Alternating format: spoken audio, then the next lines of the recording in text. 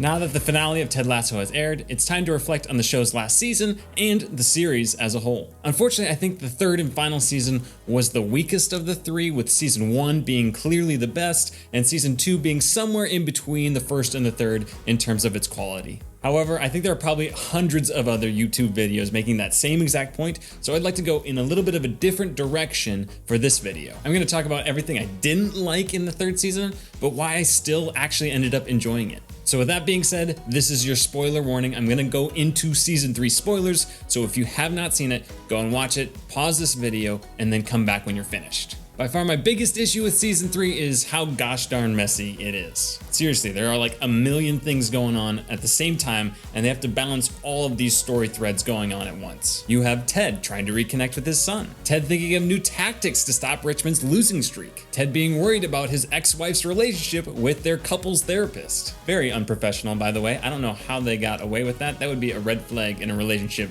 for me personally. Ted trying to reconcile with his mom, who for some reason is introduced in the second to last episode of the show. You have Roy Kent training Jamie Tart, getting him into shape, Roy and Jamie fighting over Keeley, Jamie becoming too unselfish as a player, Keeley starting and growing her own company, Keeley getting into a relationship with her boss, Keeley dealing with her nudes being leaked, Rebecca wanting her own family, Rebecca getting over Rupert, Nate feeling guilty about leaving Richmond, quitting West Ham, and then apologizing to Ted, Nate getting a girlfriend, Nate being tempted to cheat on said girlfriend by Rupert, Nate reconciling with his dad, Sam Obisanya fighting racism, Sam Obisanya dealing with being left off the Nigerian national team, Trent Krim writing a book about the team and their season, Colin coming out as gay to his teammates, Isaac being frustrated with Colin because he didn't confide in him right away, then he lashes out at a homophobic fan, then you have Danny Rojas, well, actually, not nearly enough Danny Rojas now I think about it. And as you can imagine, that 3 seasons worth of content that I just covered, trying to be packed into one season was just chaotic, and things didn't pay off the way they could have had they been given the time to breathe. But too much going on is not my only issue with this final season. There are a couple plot lines that just seemingly come to a dead end out of nowhere. Remember Zava? That was a big thing for like the first few episodes. That could have been an entire season's worth of stuff, and it just abruptly comes to an end about a third of the way through the season and is largely forgotten about, except for like a token reminder in the last episode. Now, to be fair, I actually did enjoy Zava quite a bit. I thought he was pretty funny. I think the bigger crime here is that Nate's betrayal is just largely forgotten by the Richmond staff and players by the end of the season. The first few episodes of the season, they absolutely despise him. They hate him. They watch through that security footage and they talk about him behind his back.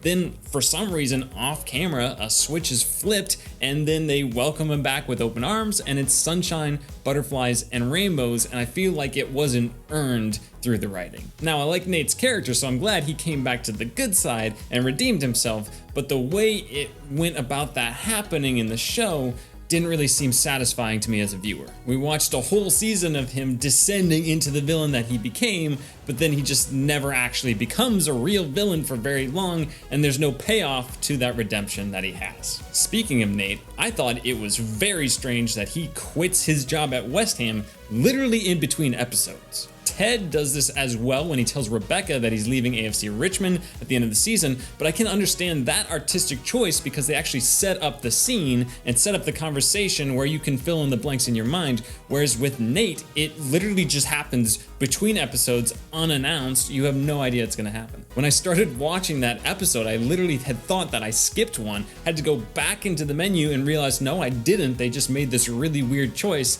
that felt very abrupt. Another element of this season that didn't work for me is that the humor felt really forced at times. It's like the writers had an agreed upon jokes per minute quota that they had to reach each episode, so they're just shoehorning in all these bits that are not funny at all. I think this is especially evident in the Ted Lasso Coach Beard interactions this season, whereas more in season 1 it felt a little bit more natural. This is just completely off the rails, unrealistic. Even the so long farewell moment for me was supposed to be nice and heartwarming and funny, but I just honestly felt myself cringing most of that time. I think the funny parts of the show is when a joke actually feels authentic, like someone would actually make this joke in this situation, where a lot of the jokes this season felt like they were written by someone off screen beforehand, and that's just why they didn't land as well. Now, that's not to say there weren't funny moments, because there were a few really funny moments this season. Maybe my all-time favorite moment is when Roy Kent is talking about how to deal with bullies, and that whole monologue was hilarious. I was dying laughing the entire time. You start to beat them with a thick, heavy rope soaked in red paint, pummeling them over and over until they wake, confusing the paint for their own blood. My other favorite moment this season is when Rebecca tells Roy Kent to get his hairy butt down to the office. Every single one of you knows my ass isn't hairy, yet none of you spoke up. And I will never forgive you. Now, somewhat ironically, a lot of my issues with the final season actually stems from the show's greatest strength, its characters.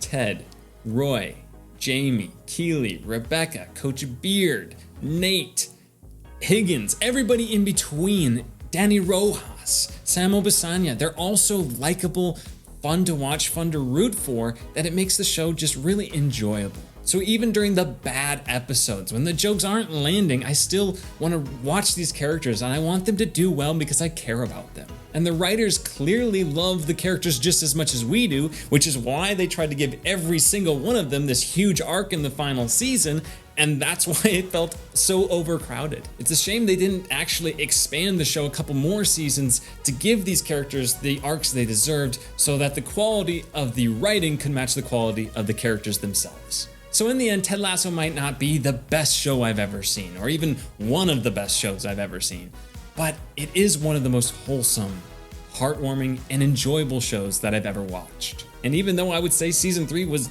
kind of bad, I hope you got that enjoyment too.